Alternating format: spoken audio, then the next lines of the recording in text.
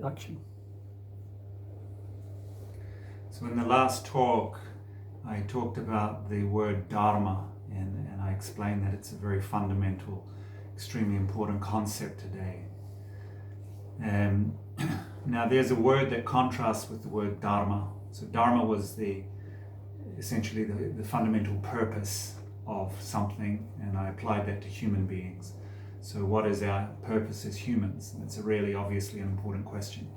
Then we talked about human society. What is the Dharma of human society? What is this human society meant to be doing? And of course that is to facilitate the qualities of Dharma. In short, facilitate the all-round development of human beings. Now I want to introduce now a new concept, and that is what is the opposite of Dharma. And the opposite of Dharma is a word called Adharma, and that is simply putting the letter A in front of the word Dharma, and we get Adharma. So Adharma here negates the word Dharma. So that means something that is not in harmony with the all-round development of a human being. We would say that is Adharma. So in that spirit, we can then talk about an adharmic society. So a society that is not in harmony with the concept of Dharma, or in other words, that is not in harmony with the developing the all-round capabilities of people. We would call that an adharma society or an adharmic society. So the basic proposition I'd put there now is we live in a world where our Dharma today is dominating. It's dominating on a global level. So this is a planetary-wide phenomenon. And that's an extremely serious situation. So we live in a world where it is not Dharma that is being developed and cultivated and prevailing and creating a wonderful human environment to live in. It's a society doing the opposite, where the Dharma is prevailing and dominating. So the question then becomes, what are we going to do about that? And historically, we have, actually numerous historical cases where human society has degraded into adharma. And that's the situation today. And what we find historically is when this adharma got it very, very extreme, then a dharmic force was required. It had to cohere itself. It had to configure itself, organize, unite, and engage against the adharma forces that were dominating the society. So one very, very famous example of that was in the ancient Indian history associated with a great historical figure known as Krishna. And at that time, in the life of Krishna, the adharma forces again had ascended in the society and were dominating the society. And the role Krishna took on was to organize the dharmic people into such a configuration where they were able to literally fight the adharma forces and ultimately defeat them. And so when I talk about the adharma forces, these were the kingdoms making up this, what we call today ancient India. It was composed of multiple kingdoms. So many of these kings had sided with the adharma qualities and had united as a adharmic force to subjugate the rest of the subcontinent of India. So as I say, Krishna took on the role to organize the dharmic forces, engage in struggle, and ultimately battle, and ultimately prevailed. So that, I believe, is the exact same context we're living through today. The details of how the adharma force has managed to dominate the different nations of the world. Obviously, the details are different, but the broad principles are the same today. So what characterizes these adharmic forces is largely around self-interest, exploitation of the many by the few, and that's the nature of the world we live in today. I would go so far as to say the whole concept of globalization is in fact the globalization of the force of our Dharma in the world. Now we learn it through our mass media that, you know, globalization is somehow some good thing. But then we've got to look at, well, what are the values and agendas operating within the mainstream media that are actually sort of conditioning our minds that somehow globalization is positive and good.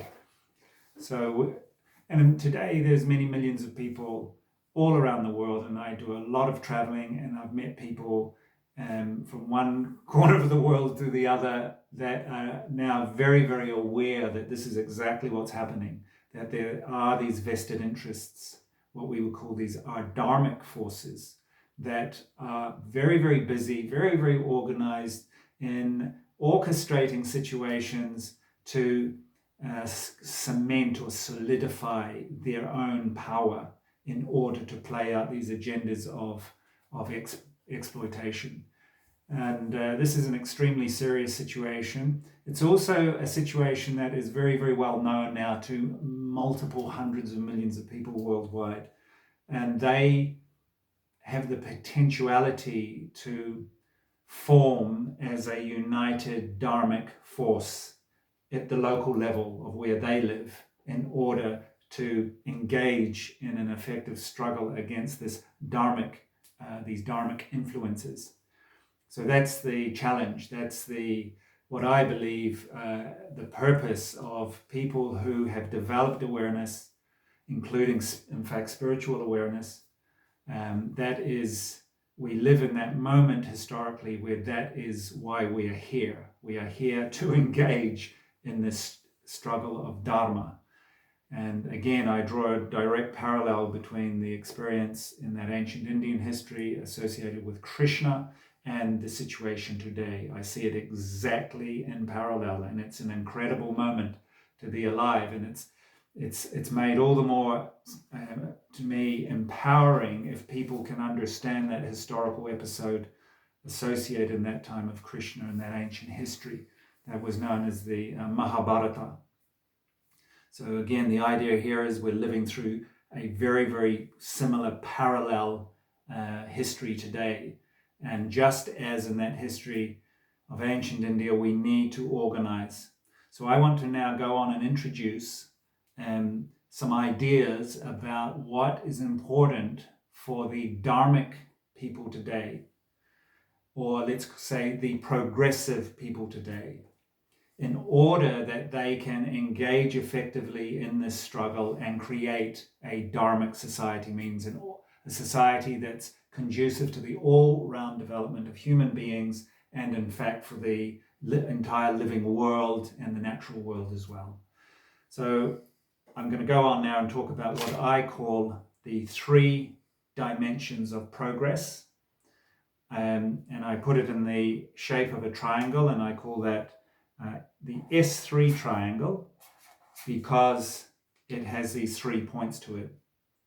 Okay, so if I can just show this little diagram here, S3 triangle, and the first point of this triangle is self-development. Self-development. What does that mean? It means physical, emotional, mental, spiritual development. So this is how I'm defining the idea of self-development.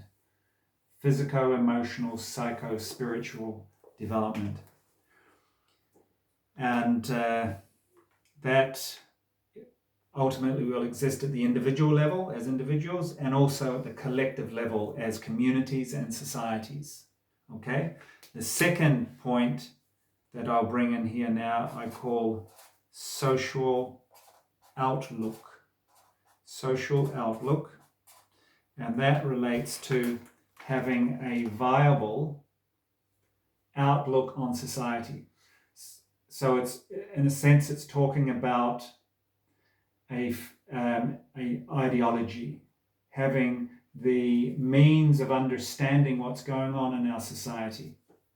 So I've called it here social outlook. And it has a number of qualities. One of those qualities is critical thinking capacity. So we live, especially in terms of the struggle between Dharma and Adharma, it's very, very important to have critical thinking. It's very important to be able to see through the deceptions that are projected onto a society from those vested interests, from those elite and adharmic groups. So having critical thinking today is a very, very crucial factor. And that's a key part of social outlook.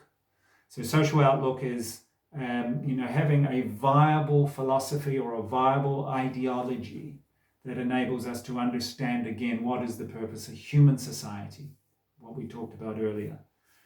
And I think the name that I've come across that I think is quite useful here is the idea of neo-humanism, or you can call it new humanism. So we know historically there was a movement in European history called humanism, which was about extending the rights of human beings to all human beings, not just to certain elites or privileged people.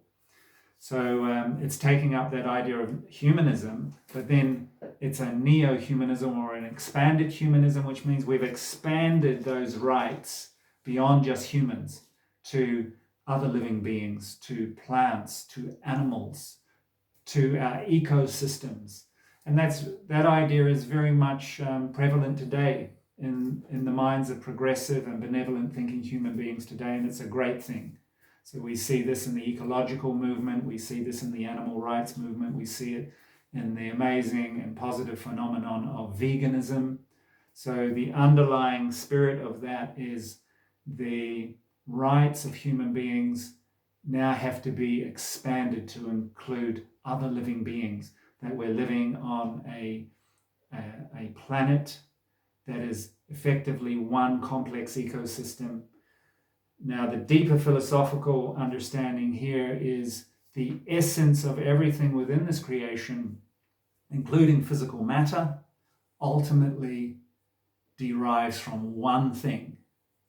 And that one thing ultimately is consciousness. And this is also an idea today that is being spoken about even by certain scientists. I think that's a great thing.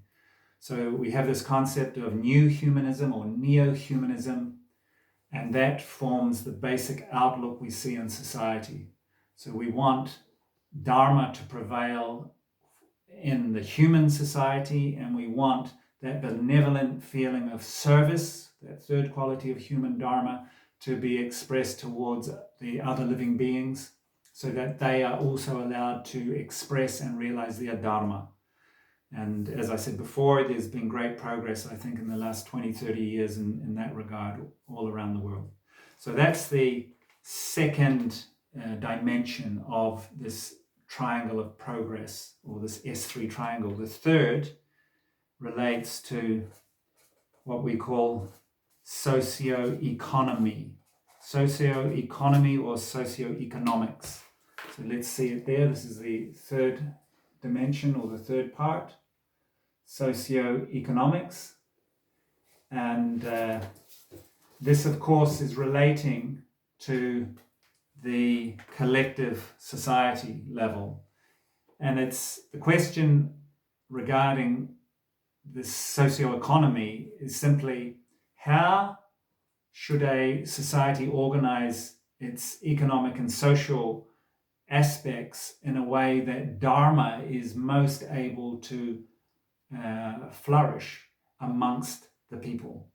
So that's a way of assessing, again, what's the purpose of economy, for example. The purpose of economy and society, again, is to facilitate that all-round development of the people, what we're calling Dharma. So that gives us a lot of clues as to what we want to be doing at the social and economic level. So they make up these 3 points. Just maybe a closing word on socio-economy or socioeconomics. At the moment, throughout the whole world, one economic system, more or less, is prevalent, and we know that by the name of capitalism. And there's some very good critiques out there today of capitalism. We know that it's an inherently unstable system. In fact, within the lives of most people who are going to be watching this, within our living memory, very recently, there was a major economic collapse of capitalism. This happened in the year 2008, 2009. It reverberated around the whole planet, and a number of countries were massively impacted by that, most notably Spain, countries like Portugal, countries like Greece. And they, to this day, have not recovered. So we know that this capitalist system is extremely vulnerable. We know that it's extremely unequal in its distribution of wealth. So we know that actually it's very, very far from being a perfect system. It doesn't even come close to that. So there's a major critique today around the viability of capitalism as a system, and the realization by multiple millions of people that actually it has inherent defects and vulnerabilities in it, and we need to think of alternatives. And we're capable, with all the inspiration and benevolent ingenuity of human beings, for sure we're capable of creating a far better system. So that is what this part is about, this socio-economy, this third dimension of this S3 triangle. So why I've called it here S3 is because it's self-development, it is social outlook, and it is socio-economy. So putting this again in context, I believe that progressive people who are waking up today regarding what's happening in their society from the level of governments, from the level of the corporate world, even from the level of major institutions like the United Nations, World Health Organization, World Bank, International Monetary Fund, these global institutions, a lot of people have woken up to question the agendas playing out from these types of bodies, and to start understanding this concept, what I've been calling Adharma, the antithesis to Dharma.